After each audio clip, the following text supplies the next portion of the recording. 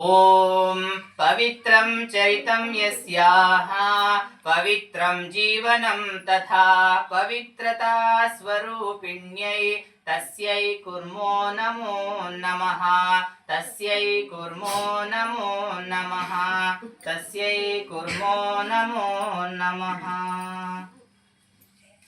ಸ್ವಾಮಿ ವಿವೇಕಾನಂದರು ಅಂದರೆ ಶ್ರೀ ಶಾರದಾದೇವಿ ಜೀವನಗಂಗಾ ಗ್ರಂಥಪಾರಾಯಣವನ್ನು ನಾವು ಗಮನಿಸ್ತಾ ಬರ್ತಾ ಇದ್ವಿ.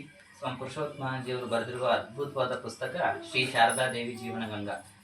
ಇದು 1993ನೇ ಇಸ್ವಿಯಲ್ಲಿ ಅನಿಸುತ್ತೆ. ಆ ಟೈಮಲ್ಲಿ ಇದು ಪ್ರಿಂಟ್ ಆಗಿದ್ದು. ಆ ಟೈಮಲ್ಲಿ ಸ್ವಾಮಿ ಪುರುಷೋತ್ತಮಾಜಿಯವರು ಬೆಂಗಳೂರು ರಾಮಕೃಷ್ಣ ಆಶ್ರಮದ ಅಧ್ಯಕ್ಷರಾಗಿ ಸೇವೆಯನ್ನು ಮಾಡ್ತಾ ಇದ್ದಂಥ ಸಂದರ್ಭದಲ್ಲಿ ಬರೆದಂಥ ಅದ್ಭುತವಾದ ಪುಸ್ತಕ. ಅವರು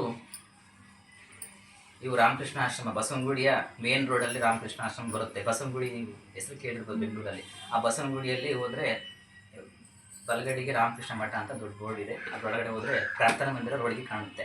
ಆ ಪ್ರಾರ್ಥನಾ ಮಂದಿರದ ಹಿಂಭಾಗ ಶ್ರೀಮಾತೆಯವರು ಅಂದರೆ ಶಾರದಾ ಮಾತೆಯವರು ಕುತ್ಕೊಂಡಂಥ ಒಂದು ಬಂಡೆ ಇರುತ್ತೆ. ಅಲ್ಲಿ ಶಿಲಾಸನ ಅಂತ ಅದನ್ನ ಶ್ರೀಮಾತೆ ಶಾರದಾ ದೇವಿಯವರು 1911ರಲ್ಲಿ ಬೆಂಗಳೂರಿಗೆ ಬಂದಂಥ ಸಂದರ್ಭದಲ್ಲಿ ಆ ಬಂಡೆ ಮೇಲೆ ಕುತ್ಕೊಂಡು ತಪಸ್ ಅಂದರೆ ಧ್ಯಾನವನ್ನು ಮಾಡ್ತಾರೆ.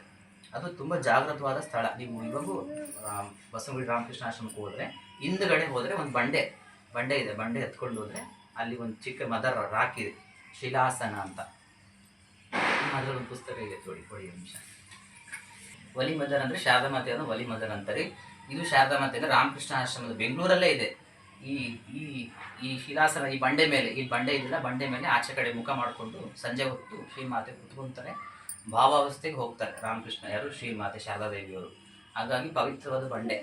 ಈ ಬುಕ್ ಬೆಂಗಳೂರಲ್ಲಿದೆ. ಈ ಬುಕ್ಕನ್ನು ಬರಿಬೇಕಾದ್ರೆ ಸಹ ಸ್ವಾಮಿ ಪುರುಷೋತ್ತಮಾಜಿಯವರು ಎಷ್ಟೋ ಹೊತ್ತಲ್ಲಿ ಎದ್ದು ಹೋಗಿ ಆ ಬಂಡೆ ಮೇಲೆ ಕುತ್ಕೊಂಡು ಶ್ರೀಮಾತೆಯವರು ಸ್ಮರಣೆ ಮಾಡ್ತಾ ಇದ್ರು, ಬಂದು ಅದನ್ನ ಬರಿತಾ ಇದ್ರು.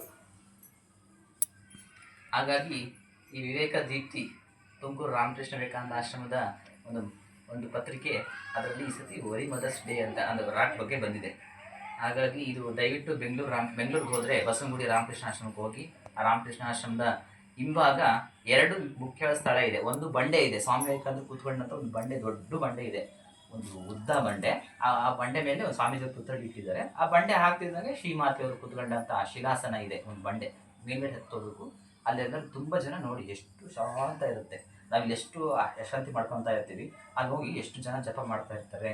ಎಷ್ಟು ಅವ್ರ ಪಾಡಿಗೆ ಅವರು ತಾವಾಯಿತು, ಭಗವಂತ ಆಯಿತು ಅಷ್ಟೇ, ಬೇರೆ ಅದಕ್ಕೆ.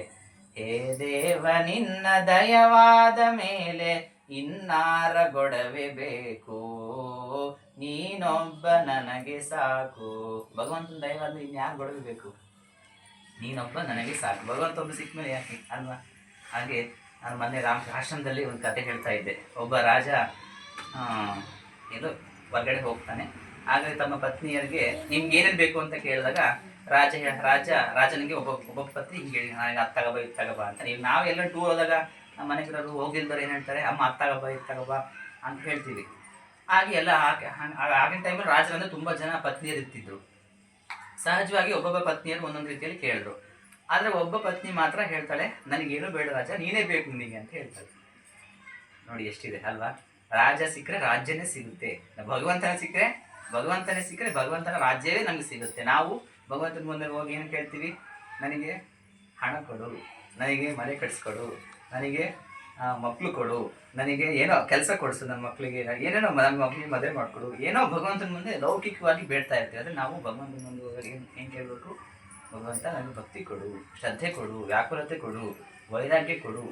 ಅವೆಲ್ಲವೂ ಬಂದರೆ ಎಲ್ಲವೂ ಬಂದ್ಬಿಡುತ್ತೆ. ಈಗ ರಾಜ ಸಿಕ್ಕಿದಾಗ ಹೆಂಗೆ ರಾಜ್ಯವೇ ಸಹಜವಾಗಿ ನಮ್ಗೆ ಸೇರ್ತದೋ, ಹಂಗೆ ನಾವು ಸಹ ಭಗವಂತನ ಗಟ್ಟಿ ಹಿಡಿದ್ರೆ ಭಗವಂತ ಸಿಕ್ಕ ಮೇಲೆ ಆ ಭಗವಂತ ಎಲ್ಲವನ್ನು ಕೊಡ್ತಾನೆ ಅಲ್ವಾ? ನಮ್ಗೇನು ಗೊತ್ತಿದೆ ಅಂತ, ನಮಗೇನು ಬೇಕು ಅಂತ ಅವ್ನಿಗೆ ಗೊತ್ತಿಲ್ವಾ? ಅವನು ಸರ್ವಶಕ್ತ, ಸರ್ವಜ್ಞ, ಸರ್ವಾಂತರ್ಯಾಮಿ.